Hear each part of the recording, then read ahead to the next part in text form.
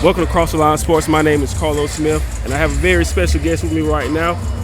Former South Carolina Gamecock and now a member of the Los Angeles Sparks, Miss Sania Feagin. Sania, how you doing? I'm doing good. How you doing? I'm doing very well, thank you. First off, let me start by saying, like I told you earlier, I'm a native of South Carolina as well, so I had an opportunity to watch you play a lot for our Lady Gamecocks. So thank you for everything and representing our Lady Gamecocks as well as you did. Thank you. Yes, sir. So I know the season is just starting. Like, you barely had 2 months removed from the college game, but have you been able to process everything that's been going on from the game of college and being drafted into being in the WNBA?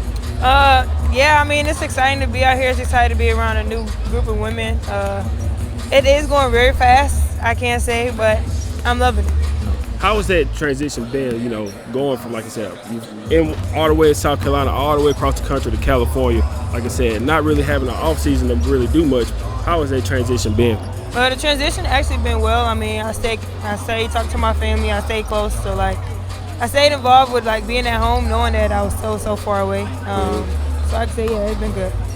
Not having a full off season to kind of work on your game, what would you say something that you've been able to work on since that transition, that you've been working on in college and into now? What's something that you try to work on so far in the season on your game? I could say more just being physical. I mean, they're stronger, they're bigger than me, so understanding staying physical and using my strengths to my advantage. I saw that video when you got drafted and when you made the team and you were in the office and the coach was talking about and the gym was talking about how you made the team because you had great habits. Mm-hmm. How important were those habits that Coach Staley instilled in you to get you to where you are right now? Those habits are very important to me. Just to know that you don't really get any play time unless you have some great habits, unless you have great basketball habits. When you go out there, you play hard, you do what you need to do to make the team. So I feel like I just went out there and I did that. The first day of training camp, I was actually in Atlanta, and I actually had a chance to speak with your former teammate, Tahina Pau. Mm-hmm. And one of the things I asked her was what was the biggest difference that she saw so far in the game was pretty much the schematics. Mm-hmm. What would you say is something that you've seen early on, the difference in the two games?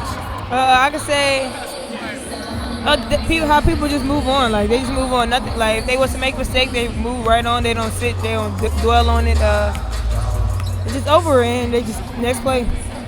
Who would you say is that veteran that you kind of had to lean on as far as once you got to the league to kind of help you transition and teach you the ropes of the game? Who would you say was that veteran, if any, or if it's more than one? Who would you say that veteran? I can say all my vets: De'Erica, Emma, Mercedes, KP. Literally all my vets that's around me right now. I feel like they help me no matter what odyssey. They help me get through it. I ask questions and they just give me the right answers.